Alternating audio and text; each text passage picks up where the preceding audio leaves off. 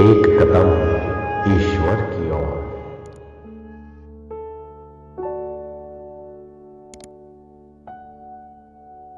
निर्वाण प्रकरण उत्तरार्ध 8वां सर्ग। इस संसार रूपी वृक्ष का ज्ञान से उच्छेद तथा यह संसार संकल्प मंडप के सदृश है, इसका वर्णन। पूर्वोक्त संसार रूपी वृक्ष का पुनः वर्णन करते हैं।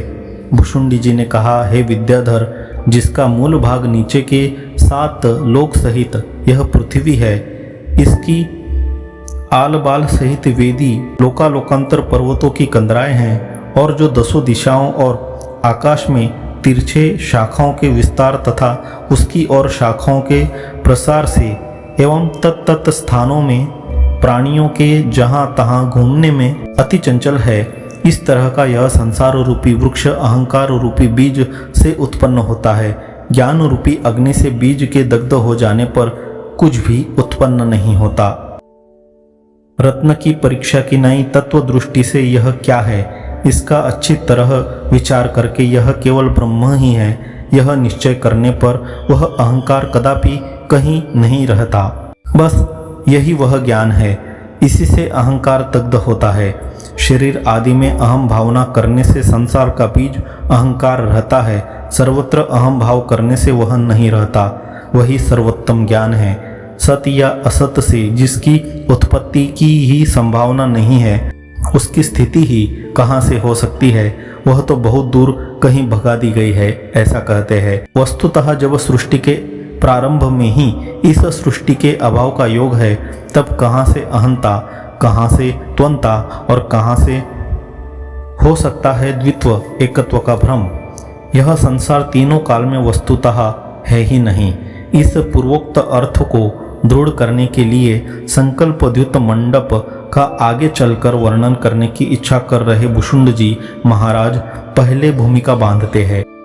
आगे चलकर वर्णित होने वाले तथा पूर्व में वर्णित हो चुके मूल सहित संकल्प का त्याग करने के लिए उसका उपाय क्रम बतलाने वाले गुरु के वाक्य सुन, उस गुरु द्वारा कहे गए क्रम से जो अपने प्रयत्न द्वारा स्वयं यत्न करते हैं, वे तत्व ज्ञान प्राप्ति के बाद संकल्प रहित कैवल्य नामक परम पद को जीत लेते हैं।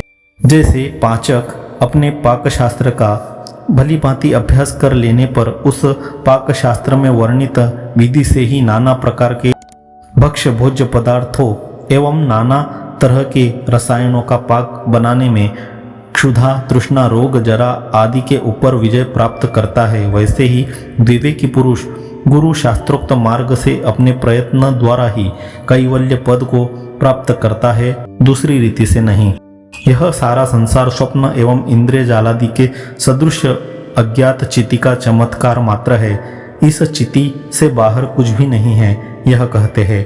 हे विद्याधर, इस संसार को तुम यहाँ एकमात्र चिति का चमत्कार ही समझिए, उससे भिन्न कुछ नहीं। यह न तो दिशाओं में है, न बाहर है और न भीतर ही कहीं है। यह सारा प्रपंच चिति का एकमात्र चमत्कार ही है, इसका उपादान करते हैं। संकल्प के एकमात्र आविर्भाव से ही यह संसार रूपी चित्र दिखाई देता है और उसके अभाव से इस तरह विलीन हो जाता है, जिस तरह के चित्रकार के चित्त में चित्र। यह सारा संसार संकल्प मात्र कल्पित है। इस कथन को दृढ़ बनाने के लिए संसार में संकल्प द्युत मंडप के आकार की कल्पना करते हैं। हे विद्याधर, यह संसार मुक्ता और मणियों से विनिर्मित बड़े बड़े खंभों से युक्त तथा सुंदर सुवर्ण से चित्रित लाखों योजन में बहुत दूर तक विस्तृत संकल्प कल्पित एक महामंडप है। यह हजारों मणिमय खंभों से घिरा है, जिसके अग्रभाग में नीचे मुंह करके पिरोए गए सुमेरु की नाई गुलगुल लगे हुए हैं। यही कारण है कि कहीं कहीं हजारों इंद्रधनुष से व्याप्त जैसा तथा कहीं कहीं प्रलयकालीन संध्या के मेघों जैसा यह सुंदर दिखता है, जिसके भीतर इधर उधर निवास कर रहे स्त्री बालक तथा पुरुषों की क्रीड़ा के लिए पाताल स्वर्ग एवं अन्य लोकों के आकार की पिटारियां स्थापित की गई है, जो बीच बीच में जहाँ तहाँ अनेक विध नदियों पर्वतों जंगलों हाथियों घोड़ों देवताओं पक्षियों तथा मनुष्यों आदि की तरह तरह की रचनाओं से युक्त है। वे पिटारियां कहीं प्राणियों तथा उनके उपभोग की वस्तुओं से ठसाठस भरी है। कहीं अंधकार के विघातक मणियों, प्रदीपों, सूर्य और चंद्र आदि को के द्वारा व्यवहार चलने से शब्द युक्त है एवं कहीं अंधकारों तथा कहीं प्रकाशों से उनकी विचित्र तरह तरह की संज्ञाएं पड़ी है। क्रीड़ा लक्ष्मी के आकारभूत जिस मंडप के भीतर स्त्रियों के श्रृंगार के लिए कर्णफूल आदि अलंकार प्रदान करने वाले सुगंध से रमणीय चंचल मेघ पंक्ति रूपी पल्लवों से युक्त अनेक कल्प वृक्ष लगाए गए हैं। छोटे छोटे बच्चों के निश्वास से भी उड़ जाने वाले जहाँ पर कुल पर्वत गेंद बनाए गए हैं और शरत काल के मेघ ही जिनके हाथ में चवर धरा दिए गए हैं।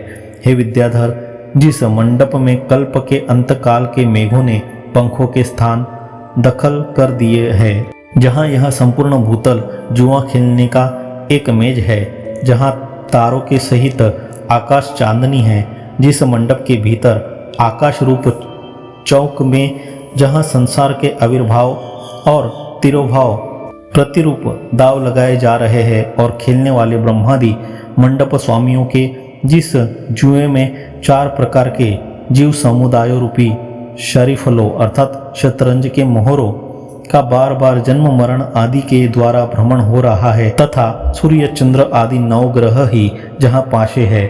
इस तरह संकल्प करने वाले का संकल्प ही अंतःकरण में चिरकाल की भावना से जैसे सामने स्थित दृश्य के तुल्य एक तरह से सत्यता को प्राप्त हो जाता है, वैसे ही विधाता के संकल्पों से सुसमुत्थित यह जगत रूपी मंडप चित्त का एकमात्र चमत्कार स्वरूप चित्रकार के चित्त में बनाए गए विचित्र के तुल्य है।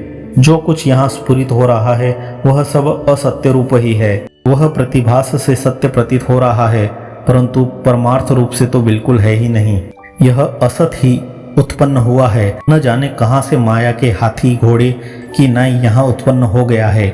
जैसे सुवर्ण में कटक आदि है, वैसे ही जिसने अपने उदर कोटर में संसार को धारण कर रखा है, ऐसा यह चिति का चमत्कार ही सब कुछ है तथा संकल्प विकल्प न करने से ही इसका नाश होता है। इस तरह इस संसार की उत्पत्ति और नाश तत्वज्ञानियों की अपनी इच्छा के अत्यंत ही अधीन है, यानी तत्वज्ञानियों के अपने ऐच्छिक विकल्पों से इसका आविर्भाव तथा अविकल्पों से तिरोभाव होना अत्यंत ही अपने अधीन है। इसलिए हे विद्याधर, जैसी तुम्हारी इच्छा हो वैसा ही करो। जो पुरुष अन्न पानादि ऐहिक भोग सामग्रियों में तथा दान यज्ञ आदि पारलौकिक भोग सामग्रियों में फलों की अनभिसंधि को प्राप्त हो चुका है, यानी जो पुरुष इस लोक तथा परलोक के कर्म फलों की इच्छा से शून्य हो चुका है, वह कर्मों का कभी त्याग नहीं करता, यानी फल प्राप्ति की इच्छा से शून्य होकर वह कर्म करता ही चलता है। हे विद्याधर, ऐसे उस पुरुष का यह अंतिम जन्म समझिए। विवेक ज्ञान प्राप्ति से ही तुम्हें मुक्ति अवश्य मिल सकती है, ऐसा मैं अनुमान करता हूँ। यो पुनर्जन्मादि की संभावना से भयभीत हुए उस विद्याधर को आश्वासन देते हैं। हे शुद्ध बुद्धे, अपने पतन के हेतुभूत अविवेक पद की अपेक्षा न करके तीनों जगत को पवित्र करने वाली इस दूसरी पुण्यमय विवेक पदवी को तुम प्राप्त हो चुके हो। अतः इस मन से तो तुम फिर अधपतन में नहीं गिर सकते हो, ऐसा मैं अनुमान करता हूँ। इसलिए तुम वाणी और मन की चेष्टा से शून्य निर्मल चिन्मात्र पद का अवलंबन करके मन आदि इस दृश्य समूह का परित्याग कर दो। 8वां सर्ग समाप्त।